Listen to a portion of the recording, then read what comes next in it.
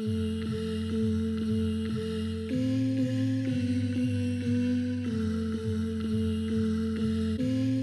and welcome to the SkoodSports show here on SkoodSports. I'm John Scooter. It's going to be a quick show today as we're just going to take a look at the Philadelphia Eagles and all the action that's going on today for them. Plenty of moves by the Eagles here on a Tuesday afternoon. We start out with the tale of the linebackers. And if you knew about the defending Super Bowl champions last year, linebacker was really the one position or the group of positions that really had the weakest depth of everybody. And now, today, it got a lot worse. The team announced today that they had released sixth-year linebacker Mychal Kendricks. Kendricks had been a starter for really the duration of his time as a Philadelphia Eagle, since coming to the organization as a second-round pick by Andy Reid in 2012 out of Cal. Kendricks, whose brother Eric, of course, plays for the Minnesota Vikings, had an up-and-down career with the Eagles over his 6 years here.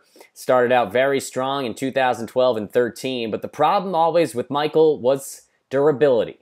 He always got hurt. He was about as soft as baby poo, and when you look back at the 6 years, I think that's what he'll be most remembered for, of course, along with winning a Super Bowl. But he was a starter, and he was a key piece to the defense, and so losing him may mean bigger roles for other players.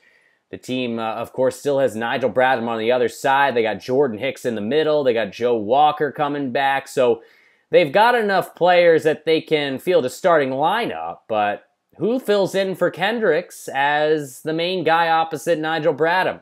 Of course, Kendricks had lost playing time over the last year or two, with Bradham assuming the strong side linebacker role, and Kendricks coming off the field when the team went into nickel and dime formations during passing downs. Therefore, you have to ask yourself, how big a loss is it really? And certainly for $7.6 million a year, it's a loss that Howie Roseman and company felt they could weather, and I don't blame them at all. The team does save about $4.5 million in cap space for 2018, and certainly will be able to utilize that perhaps a lot better in this NFL season and beyond. More importantly is who replaces him on the weak side linebacker role. The Eagles certainly do have a lot of pieces out there. Najee Good coming back. They have Josh Sweat, who they drafted out of Florida State. Sweat is more of a defensive end type, a pass rusher, but maybe the team may be able to utilize him as an outside linebacker since they do have a ton of depth at the end position. What with Brandon Graham, Chris Long, and Derek Barnett being holdovers from last year, along with the acquisition of Michael Bennett as a free agent from the Seahawks. So the Eagles may look to use Sweat, if he's going to be on the roster, in more of an outside linebacker depth role, maybe a rotational piece and a hybrid piece that they can put both at end and at linebacker. I mean, Sweat, after all, was a guy that many said had the talent and the tools to be a first or second round pick. If it wasn't for injuries and durability issues at FSU, he would have been. Who does that remind you of?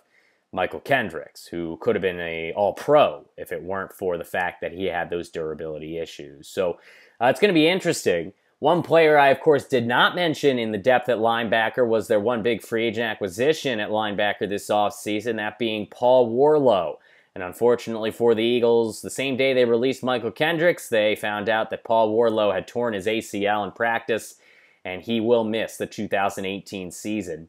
Not a huge disaster because Paul Warlow wasn't going to be expected to contribute as a starter for the team, but it's definitely something to keep in mind moving forward on that linebacker depth chart, and whether or not losing now both Kendricks and Warlow here in May leads to more moves in June and beyond before training camp opens up at the end of July. Now keep in mind, linebacker, it's never a position the Eagles have valued very high. They never really considered it too important, dating back to the days when they let Seth Joyner walk, dating back to the days when they let Jeremiah Trotter go to the Washington Redskins and replaced him with fat boy Levon Kirkland and then little wimpy boy Mark Simoneau. But when you take a look at this Eagles organization as a mantra, they don't really value linebackers, and for good reason nowadays. I mean, maybe 20 years ago in the Trotter and Joyner days, linebacker was more important. It was more of a running league.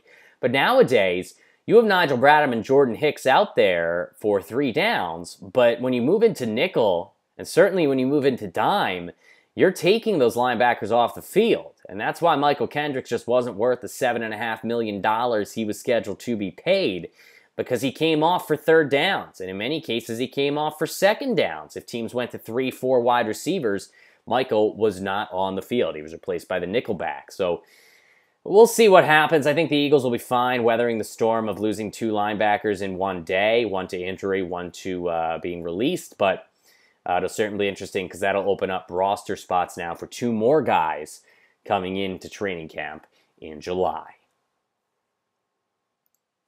One more thing I also wanted to hit on for the Philadelphia Eagles today before we sign things off here from SkoodSports was the never-ending nonsense of the NFL player protests and the reverberating effects of it here in 2018. Of course, if you don't know about the player protests and the kneeling during the national anthem, I'm not going to rehash it. You had to have been living under a rock, because everybody from Grandma Joe in the nursing home all the way down to little Timmy at the preschool knows all about the protests. And that's all because of one man, Donald Trump, who felt the need to go into a rally and rally his supporters in Alabama to try to elect a pedophile in Roy Moore by saying that NFL players are sons of bitches for kneeling and disrespectful to the troops. Can I ask you one thing, Mr. President and your supporters? What's more disrespectful to the troops? Peacefully protesting, something that's protected by the Constitution and by the wars that we fought against Nazis and other fascists throughout the 18th, 19th, and 20th centuries, but also, what is more offensive to troops? Protesting? Or saying that a prisoner of war is not a hero because he was captured?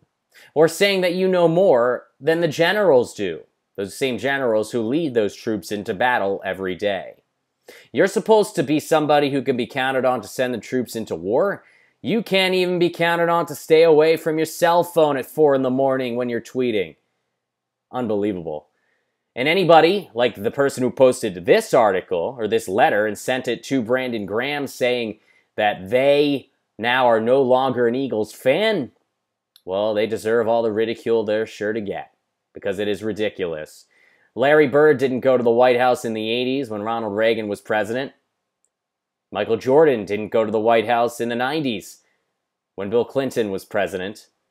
And most recently, Tim Thomas did not go to the White House in 2011 when Barack Obama was president. If Malcolm Jenkins doesn't want to go to the White House, he is under no constitutional or legal obligation to do so. If the team feels that he should, then I would think that under the guise of team leadership, he would go. But that's unlikely to happen. After all, the president called such individuals and really leaders in the community as Chris Long, who donated his entire 2017 salary to charity, Malcolm Jenkins, and Brandon Graham, sons of bitches for protesting the way African Americans are treated in this country.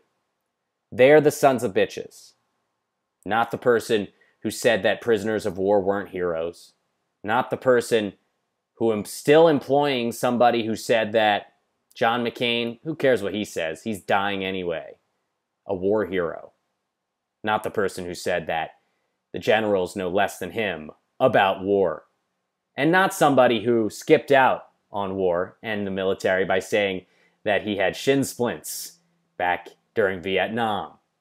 That's the person who is so American and patriotic?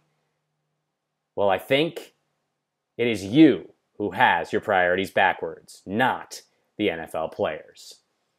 Hope I didn't trigger too many people with that one. I just wanted to get my piece out there and say what I wanted to say about it, because anybody who has a problem with what the players are doing, that's fine.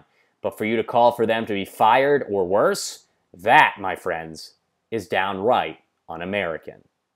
Thank you for tuning in to SkoodSports, the SkoodSports Show.